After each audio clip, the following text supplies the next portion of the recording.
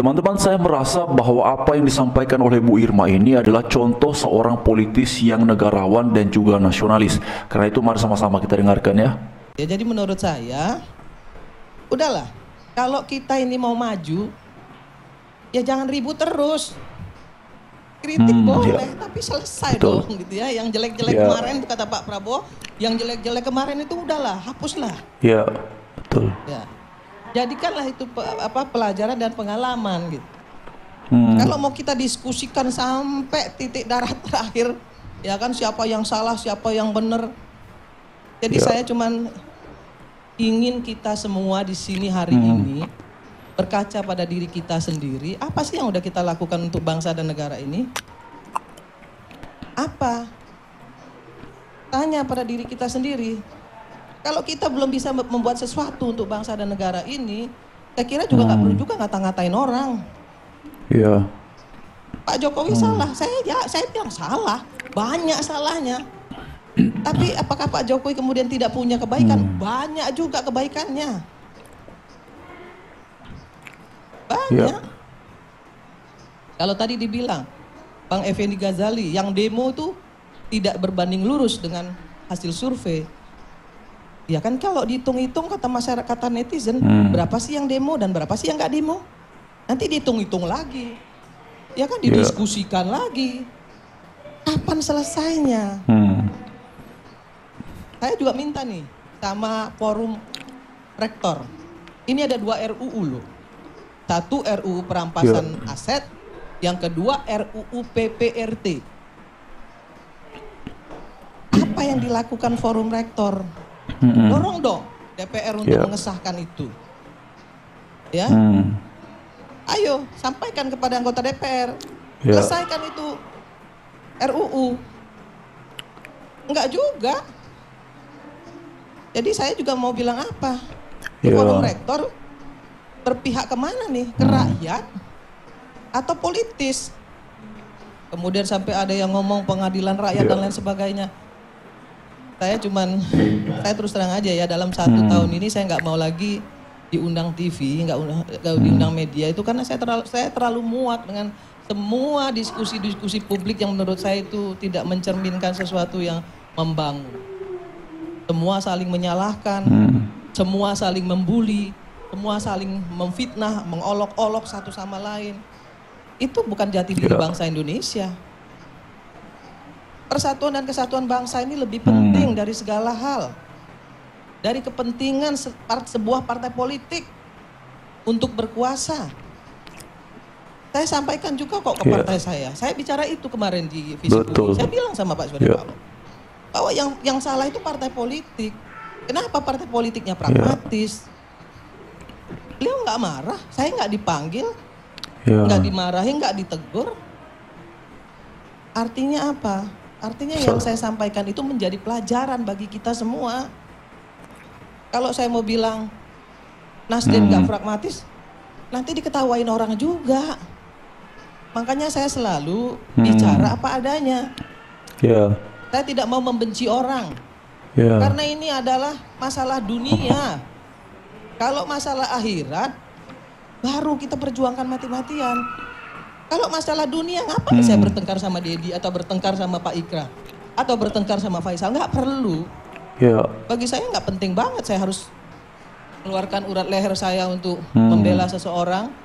Ya kemudian tali silaturahim saya menjadi rusak karena itu.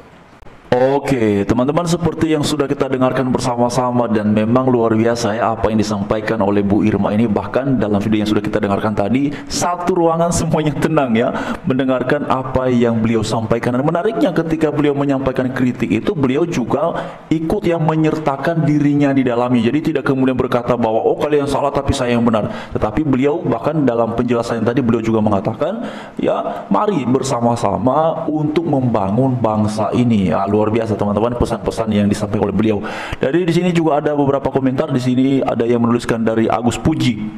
Wah, Bu Irma dari Nasdem ini sangat perfect katanya ya, dengan menampar para politisi yang suka lupa diri, siap salah siapa yang dihujat, bahkan dengan mengatasnamakan kepentingan rakyat, ingin sekali meluluskan kepentingannya sendiri. Ya betul ya, memang kalau kita lihat teman-teman ya, beberapa waktu belakangan ini kan kalau para politisi ini bicara, kerap kali mereka ini menggunakan nama rakyat ya. Ya, tapi yang kerap kali diuntungkan dari pernyataan-pernyataan mereka, ya mereka sendiri, ya. Lalu kemudian di sini ada beberapa ya, Faisal Assegaf, Deddy Sitorus katanya juga para kritikus politik harusnya malu sendiri mendengar semua yang dikatakan Bu Irma ini. Terus suarakan kebenaran Bu, sehat selalu, dan semoga mereka yang lupa diri menjadi sadar. Lalu kemudian juga di sini ada lagi, Bu Irma, kata-katamu ini betul semua. RUU perampasan aset itu ayo dong disahkan ya Mbak Puan dan DPR. Ya apa koruptor takut? Udah banyak duit rakyat, takut diambil rakyat lagi ya. Ya ini dia teman-teman ya. Jadi ini dia, mari kita lihat lagi, ada satu lagi teman-teman. Wah, kalau Republik Indonesia masih begini terus, kasihan rakyat. Wong cilik kapan bisa merasakan kebahagiaan, kenikmatan Nusantara yang sangat melimpah hartanya. Ya sudah ada lagunya Bang Karni, hutan belantara banyak tersebar Nusantara, semua harta yang tak terhingga milik kita. Di sananya ya tempat idaman kita semua. Oke. Jadi teman-teman semua, saya melihat bahwa apa yang disampaikan oleh Ibu Irma ini memang betul ya. Apalagi kalau kita lihat beberapa waktu belakangan, karena beliau juga tadi berbicara mengenai ya Pak Jokowi itu ada salahnya nggak, ada kurangnya nggak. Beliau juga menegaskan ada salahnya, ada kurangnya, tapi juga jangan lupa kebaikannya banyak nggak ya, kebaikannya jelas banyak. Jadi maksudnya Bu Irma ini kalau saya lihat, beliau tuh sedang menyoroti bahwa ayo ya kalau ada yang baik ya katakan itu adalah sebuah kebaikan, kalau ada yang kurang bukan justru terus-terusan menyalahkan, tapi ayo sama-sama untuk memperbaiki. Nah inilah yang disebut sebagai politisi yang nasionalis dan juga negarawan ya. Tidak hanya bisa menyalahkan tetapi juga bisa ikut berkontribusi untuk memperbaiki. Namun yang terjadi memang beberapa waktu belakangan justru ketika ada yang dianggap salah, kecenderungannya adalah cuci tangan. Ketika dianggap tidak dipandang baik oleh rakyat, yang kecenderungannya adalah cuci tangan dan kemudian menyalahkan pihak yang lain. Nah, dari penjelasan Bu Irma ini kita sama-sama kemudian mengetahui bahwa sikap yang paling baik itu ya ayo dong sama-sama perbaiki ini. Jangan menyalahkan terus, jangan merasa benar, jangan merasa sok suci sendiri. Wah, ini luar biasa teman-teman ya. Lalu kemudian juga di sini ada komentar lagi, merah putih. Kali ini saya setuju dengan statement Bu Irma, penyebab kacaunya negeri ini adalah partai politik yang pragmatis ya. Penyebab politik pragmatis itu adalah ambang batas parlemen 20%. Partai kecil tidak punya pengaruh di negeri ini karena tidak bisa mengusung calonnya sendiri. Pada akhirnya mereka harus memutuskan untuk menjadi partai politik yang pragmatis. Setelah keputusan terbaru MK ini, saya yakin 2029 nanti politik pragmatis tidak akan berlaku lagi. Bagaimana menurut teman-teman perihal komentar ini ya? Jadi teman-teman sekalian, saya juga lihat ya, perihal dinamika politik yang terjadi di bangsa kita Indonesia ini memang betul yang tadi dikatakan oleh Bu Irma, itu kecenderungannya pragmatis sekali ya. Jadi semuanya cari untung, cari aman, cari kenikmatan sendiri.